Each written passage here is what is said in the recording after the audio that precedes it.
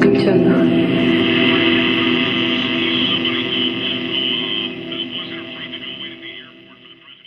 We got a lot of great speakers, so I'm going to make this quick. I'm Josh Tulkin, I'm the director of the Maryland chapter. I want to take 2 minutes and talk to you about this movement.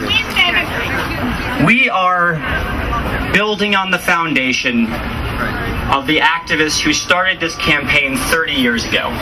30 years ago, the space known as Cove Point was supposed to become a state park, but due to budgetary issues, in quotes, the state ended up selling the land to Columbia Gas to build the Cove Point natural gas import terminal. Most people said okay. Some brave Sierra Club members said no.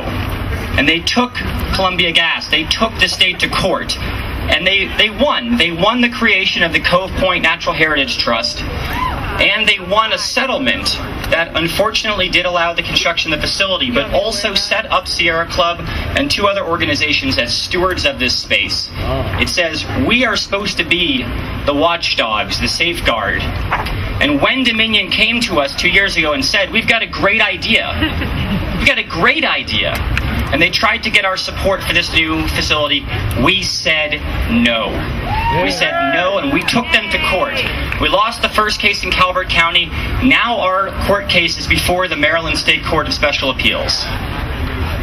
And I'm awed by thinking that 30 years, these activists had no idea that we were going to be able to build and use the work that they were doing to potentially stop such a dirty project. Okay. And I want everyone to take a moment and think about 30 years from now when they tell the story about how we fought against unprecedented odds. We fought against Dominion with its financial resources and huge legal team.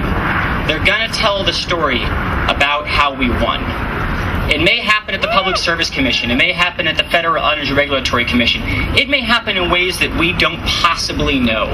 But we do know that we've got to build a foundation here with activism, with postcards, with relationships.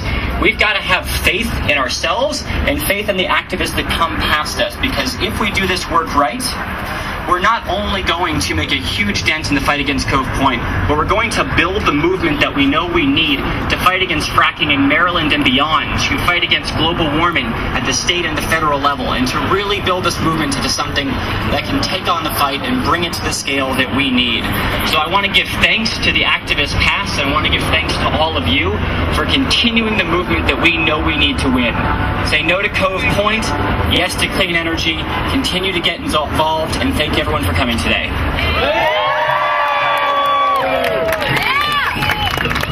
Thank you, Josh Tulkin. Our next speaker is Fred Tutman, and he is the Patuxent Riverkeeper in Southern Maryland, an extraordinary leader for the environment. Fred Tutman.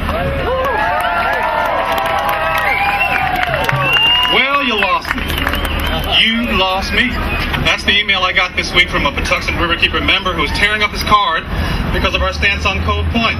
He went on to say, you know, we were fine when you were busting polluters, when you were going out and running enforcement actions, when you were picking up trash.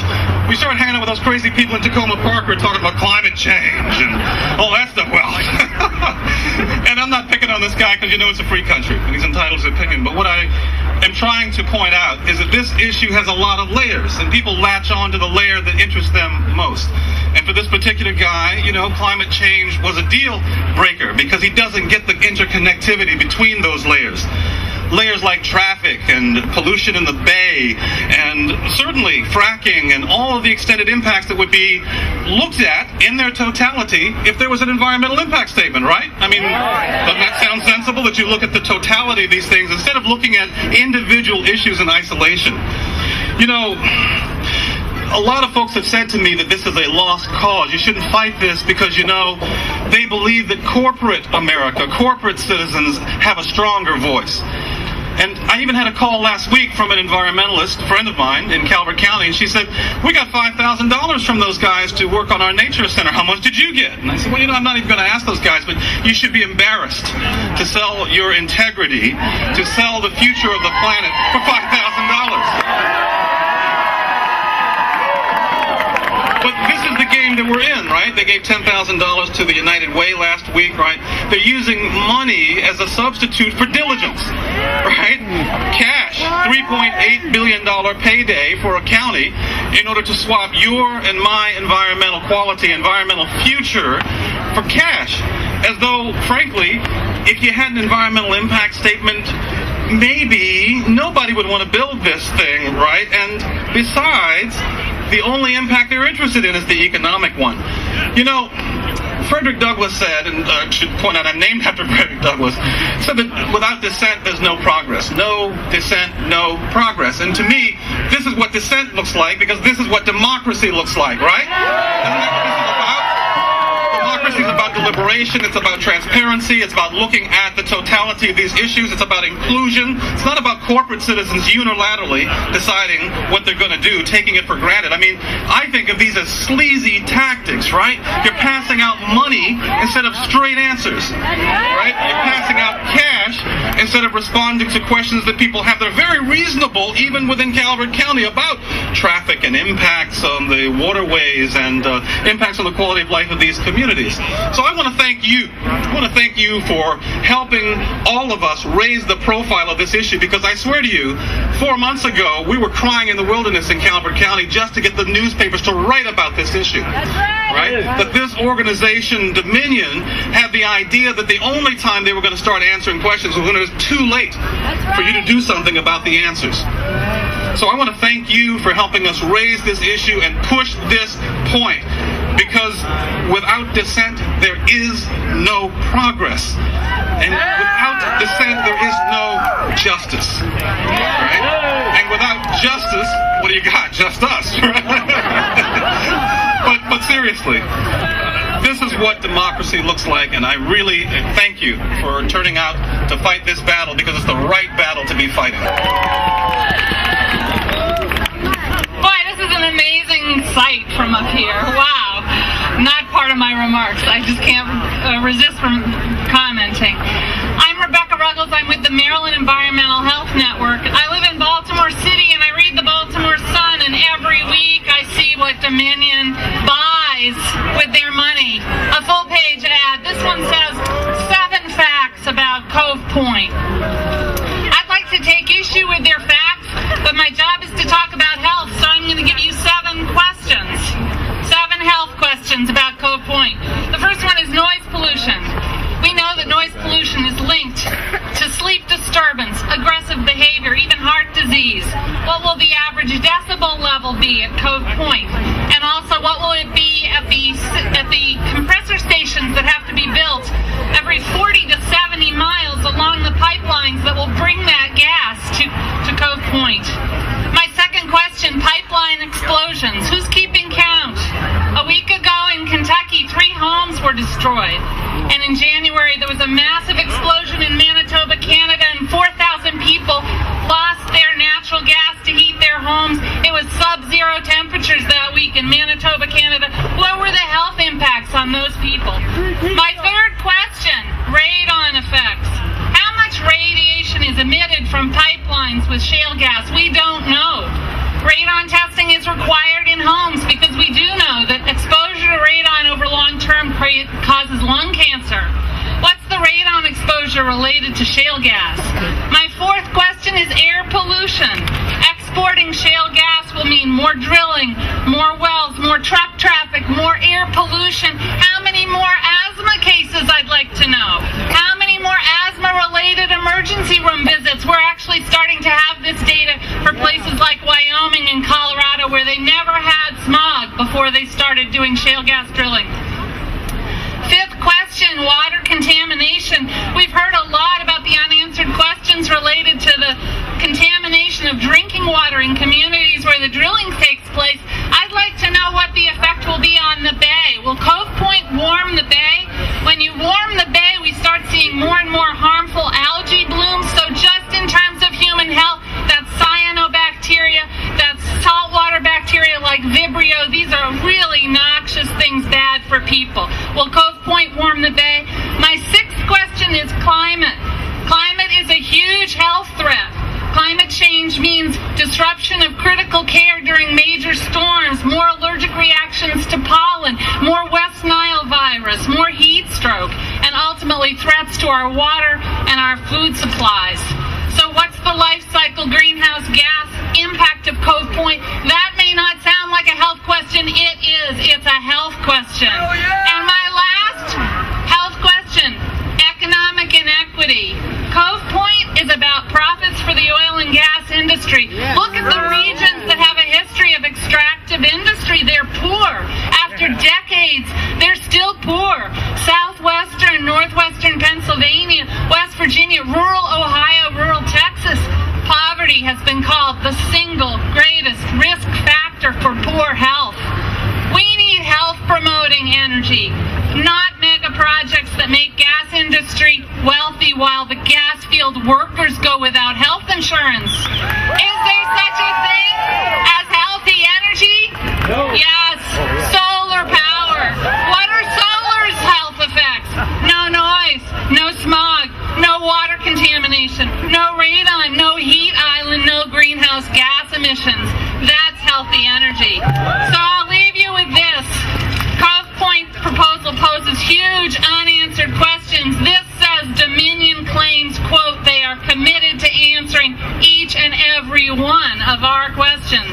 So conduct a full environmental impact statement and let's get the health questions at the same time. Thank you very much.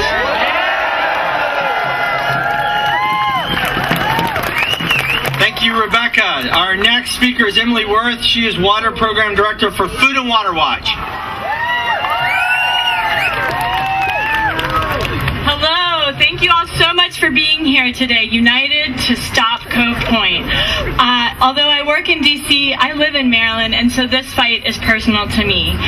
In my opinion, Cove Point Export Facility sits at the center of critical decisions being made about our energy future, not only here in Maryland, but in the region and in the entire country. That's why we're gathered here today to draw a line in the sand. We're drawing a line against Cove Point, a line against LNG exports, and against drilling and fracking for every last drop of fossil fuel. And instead, we're standing for a future lit by safe, renewable energy resources. Yeah. In Maryland, Governor O'Malley faces a key decision about whether or not to move forward with fracking in the state, and Cove Point approval would only put more pressure from the industry to move forward with fracking from Garrett County in the west all the way to the eastern shore. Communities across the country, across the state, would bear the public health and environmental effects of fracking so that the gas industry can export U.S. gas overseas. So today, we're asking Governor O'Malley, whose side are you on? Are you on the oil and gas industry side, or are you on the side of the people of Maryland? And we're asking the Public Service Commission, will you please stand up to protect the public interest of our residents? Cove Point would also increase fracking and the build-out of pipeline and compressor stations in the entire region. And that's why our neighbors from Virginia, West Virginia, Pennsylvania, New York, and New Jersey are standing here united with us in this fight. Unfortunately, these broader impacts have not even been considered by FERC or by the Obama administration, and that's why we're demanding a full environmental impact assessment. Each week, the body of evidence that drilling and fracking is inherently unsafe grows. Let me just read you a few of the headlines from just this past week. 1 injured, 1 missing at a Southwest Pennsylvania gas well fire. Another one, gas pipeline blast in Kentucky burns houses, leaving huge crater. A third one, Oklahoma earthquake swarm may be related to drilling waste disposal. And then fracking boom spews toxic air emissions to Texas residents. Explosions, fires, earthquakes, air and water pollution, and health problems. Is this the future that we want to give our children? No! Cove Point is also at the center of the national fight over LNG exports and the associated infrastructure. The Obama administration has received more than 25 applications to export LNG, and that does not even include the Port Ambrose facility that I know many of you are fighting in New York. That's currently being proposed as an import facility, but we know once it's built, it'll be converted to export U.S. gas. At Food and Water Watch, we are proud to stand with groups opposing LNG and other fracking infrastructure projects from New York to Oregon, New Jersey to Ohio, and right here in Maryland. And that's because this fight against LNG export is really a global fight to save the planet from climate change. Climate scientists warn that we must keep the fossil fuels in the ground to avert catastrophic climate change. So that's why we have to stand up and we have to work together to make our voices heard. And this movement against fracking has kept fracking out of New York State. It's kept fracking out of the Delaware River Basin. We've passed more than 400 local measures against fracking in communities across the country. We delivered more than 1 million comments to President Obama's BLM to protect public lands from fracking. When we work together and when we make our voices heard, we can make a difference. So today we stand to stop Cove Point, and we won't stop here. Stop Cove Point! Stop Cove Point! Stop Cove Point! Stop Cove Point! Stop Cove Point! Stop Cove Point! Stop Cove Point! Give yourselves a round of applause. Our next speaker is Feridun. She's a Pennsylvania resident and a founder of Berks Gas Truth. How many of you are from outside of Maryland? Let's hear you cheer. We're going to stop Cove Point for ourselves and for you.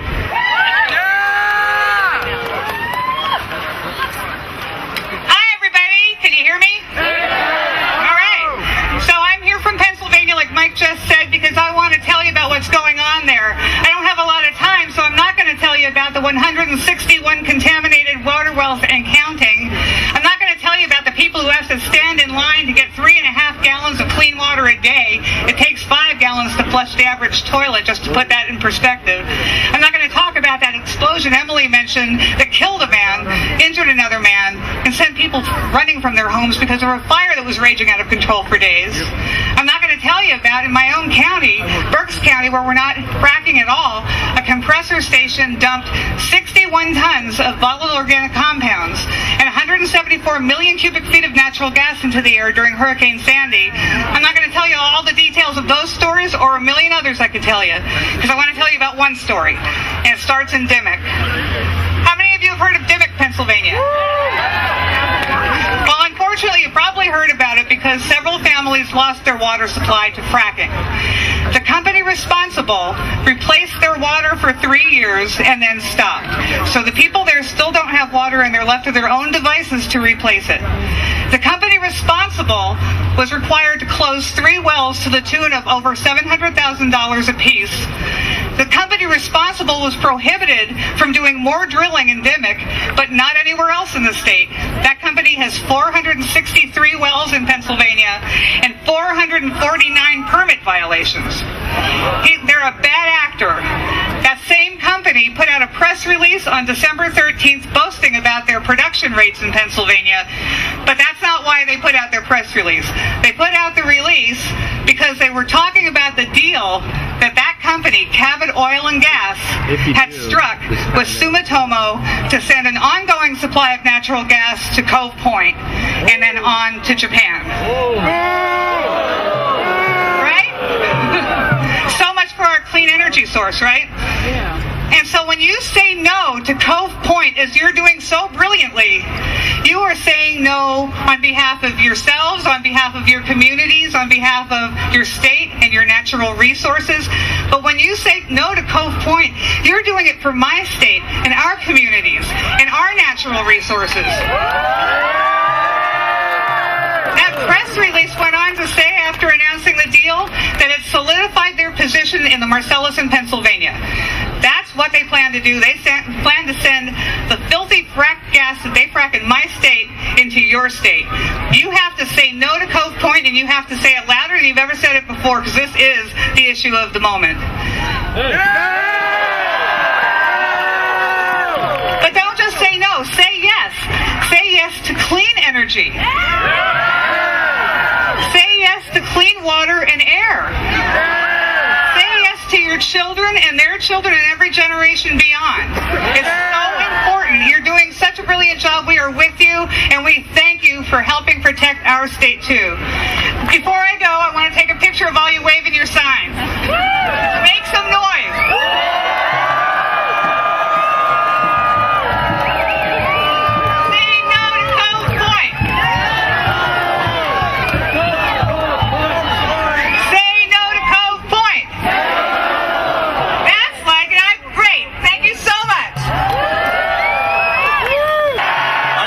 speaker is Joelle Novy. She's Director of Interfaith Power and Life for Maryland, Virginia, Northern Virginia, and D.C. Joelle Novy.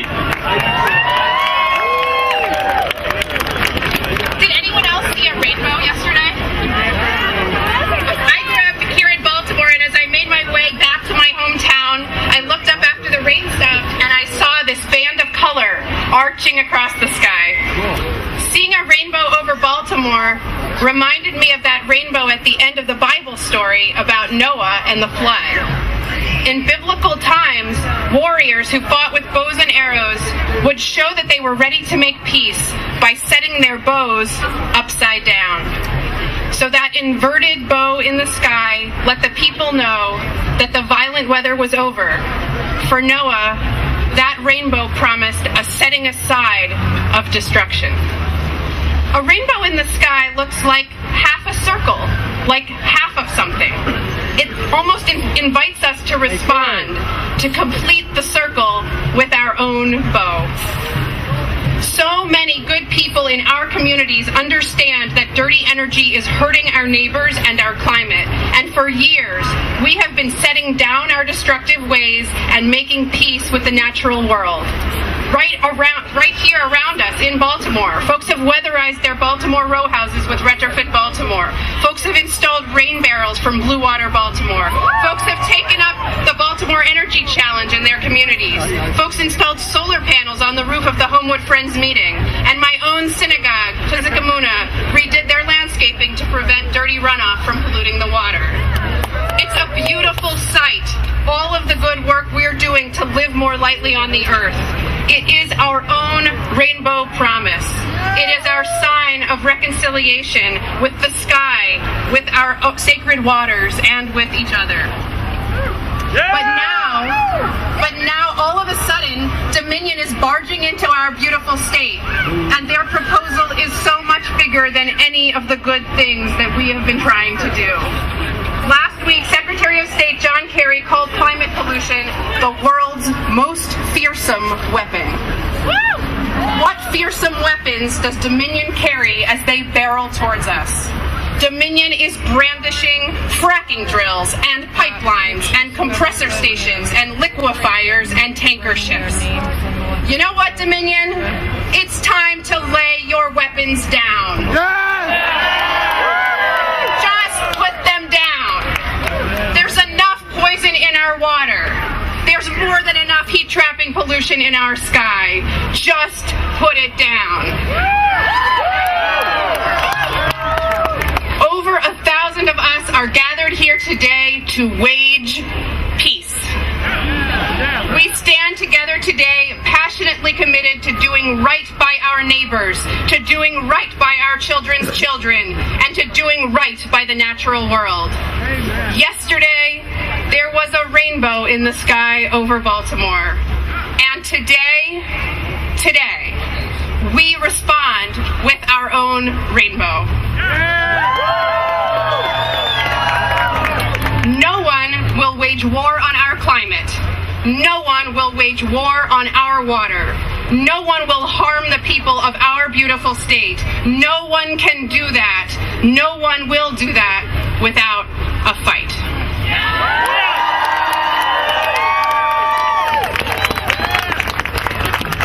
Hi everyone, you look wonderful today. My name is Shilpa Joshi. I'm the field organizer with the Chesapeake Climate Action Network. So I'm going to give you a quick rundown of what this march is going to look like, then we'll have one last speaker. So we're going to exit the plaza from this side where folks came in because there's less snow. You're going to walk the length of this street right here. When you get to Fayette, you're going to cross it and walk up the street and follow the people that are wearing these vests. They're the marshals. Just follow them around. We're going to walk up 3 blocks, come around, and come back down to the plaza by 1:30 where we'll have closing speakers. Thanks so much. And right now I'd like to introduce the Reverend Lennox Yearwood. He's the CEO of the Hip Hop Caucus. Thank you.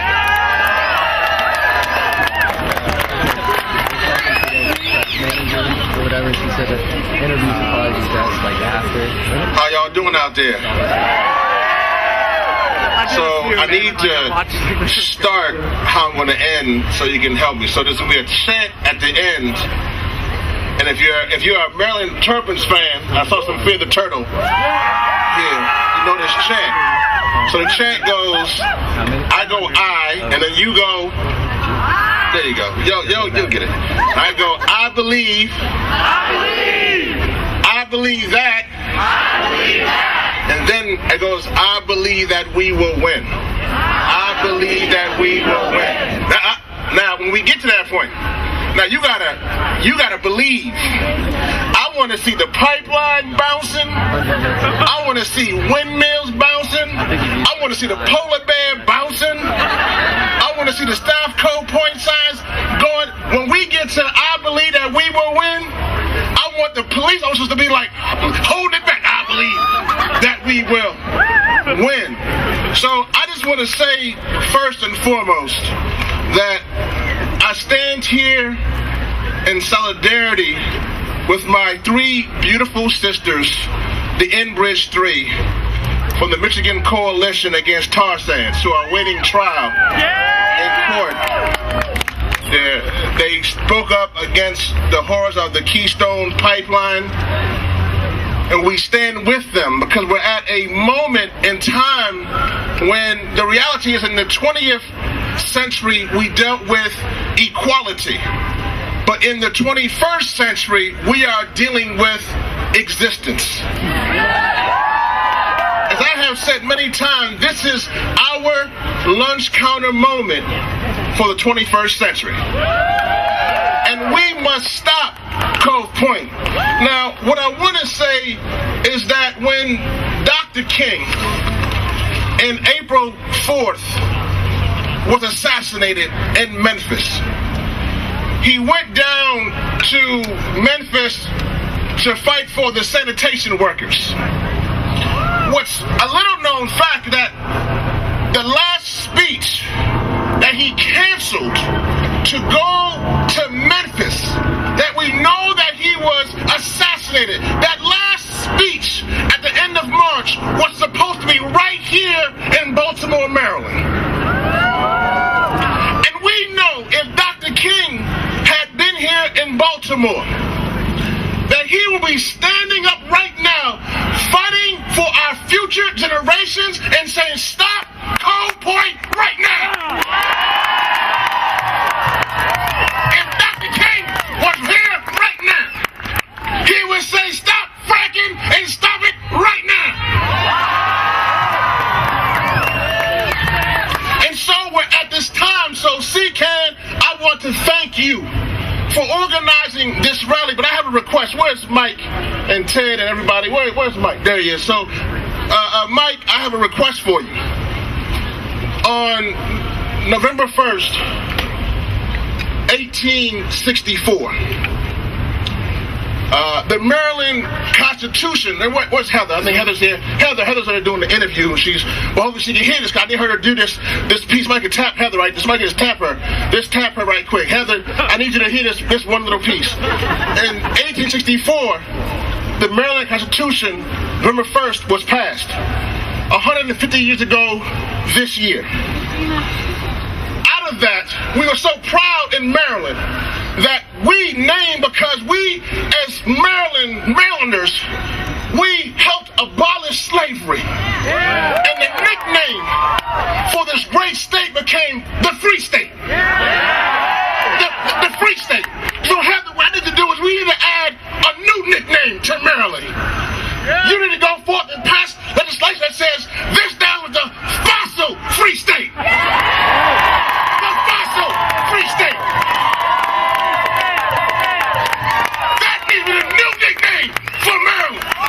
So anybody comes here can know that this is the fossil Free State of these United States of America.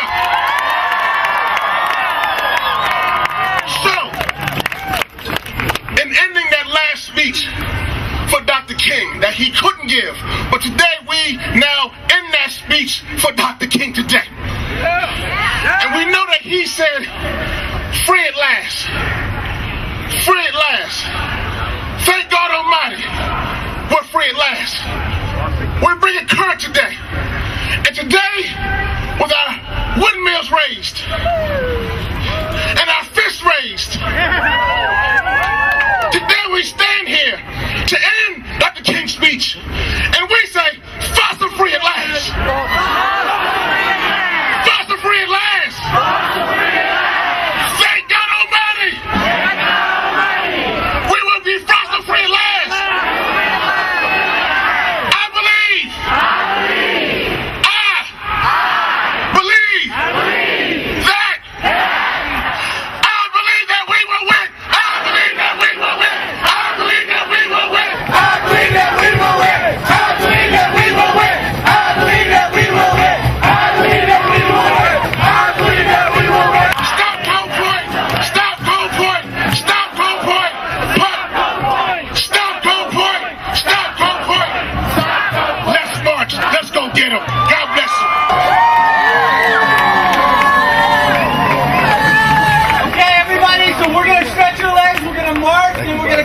back here, please. Come back here right after the march. It's not going to take long. We have some great speakers, Lois Gibbs and others, to send you off. We're going to gradually move this way. Everybody's going to move this way. So to your right, slowly move to your right. That's the head of the line is right here where I'm pointing. So we're going to gradually walk. The banner's going to be at the front. If you are a speaker here today, go to the front of the line to be in the front of the march. So just come with us, everybody. Thank you.